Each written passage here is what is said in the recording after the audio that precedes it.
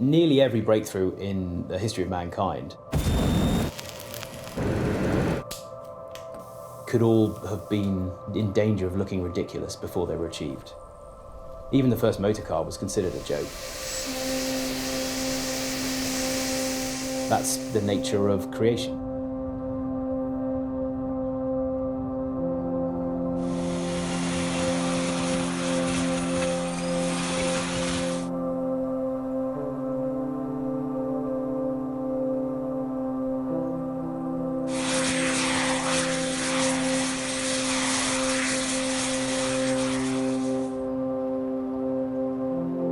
My father was an aeronautical engineer, and actually he inspired me to get into model aircraft building.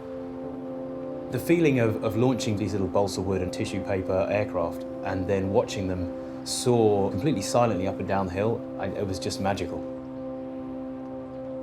The loss of my father when I was 15 did have obviously a massive impact on me. I suppose in some small ways, a lot of what I've sought to do is to make up for some of the unfulfilled ambition I think that my father left.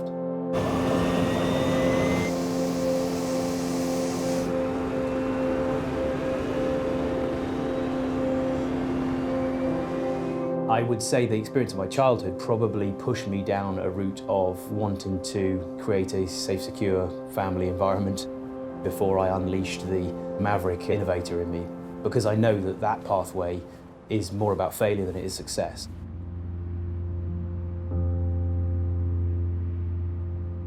I had a very conventional job in the City of London.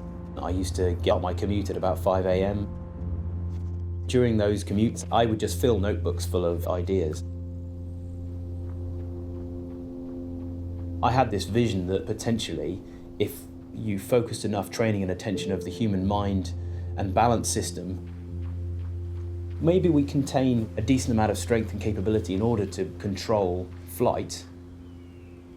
It seemed to me to be an untapped area of opportunity.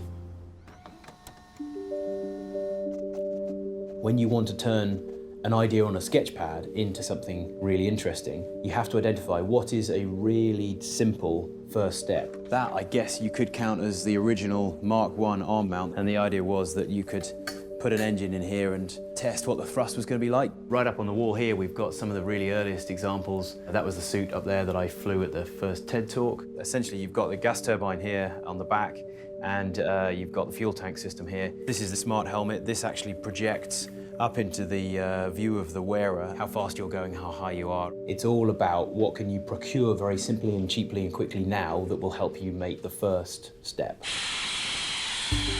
The starting ethos was one of constantly testing and changing things. Because it's very loud and you can feel the 1,000 horsepower in your chest, the immediate assumption is it's tremendously dangerous. If you squeeze those throttles, you will be 1,000 feet in no time. You don't do that.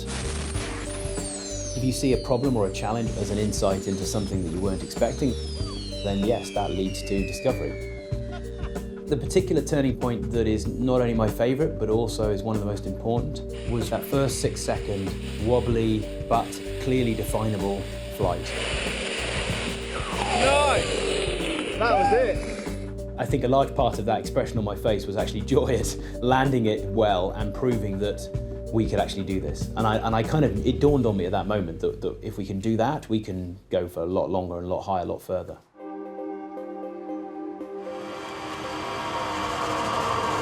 It's not the best sound I've heard. What is it? It's just blown up one ECU and it started smoking the others. All the batteries are saying that they're struggling as well. This is ridiculous. I've never had so many things not work. I don't know what's going on. Hold on, I've got it. Yes. It's got lights. If this goes green, we're really cooking too. Here we go. This journey is always going to be about trying new avenues, new approaches and new things.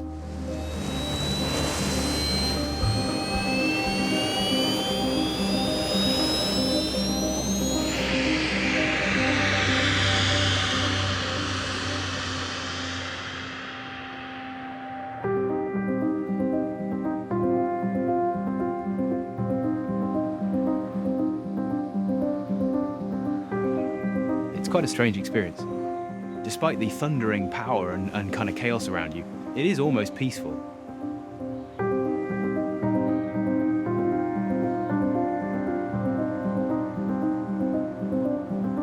When athletes describe being in flow state, where they are utterly focused on the task at hand, that's the closest analogy to describe what it's like flying.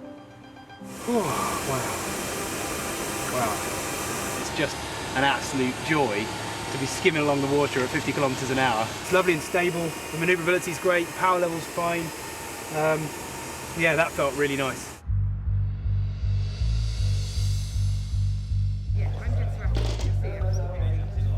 I think now is just the right time to go and put it all together. We're embarking on a whole program of taking the suit to a variety of different locations and scenarios. Beyond what we've done already, to keep the same spirit of learning from problems that'll no doubt occur, and it'll be fascinating to see how it performs and what evolutions and what innovations come out of that experience. You're ready to go, yeah?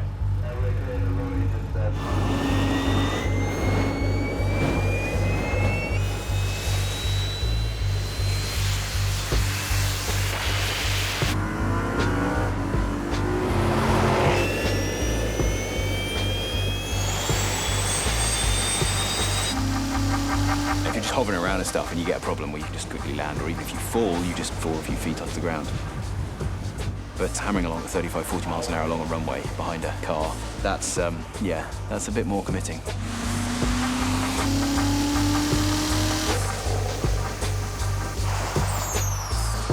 How was that first run? Yeah, good. Running at speed over concrete like that is, you've got to be mindful that if you get a failure, that's going to be akin to a nasty motorbike crash, so we tend to not do too much of that.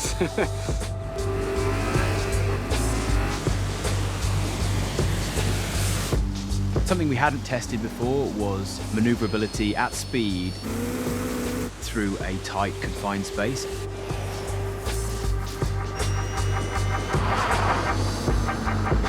Flying down that tree-lined avenue provided a really good test to prove that we could actually navigate such a tight, complex course. That was really useful.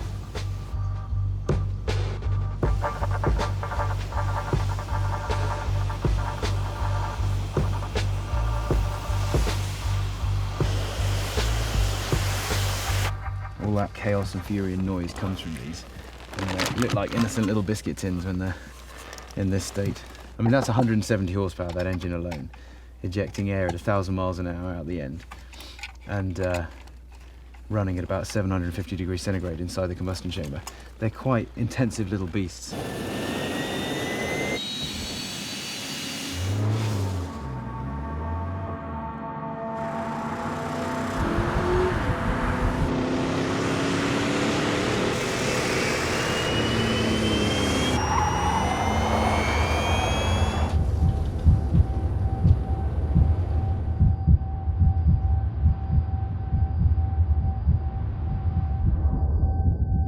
A year ago, I genuinely would never have imagined we would have got to quite this level of maneuverability and control.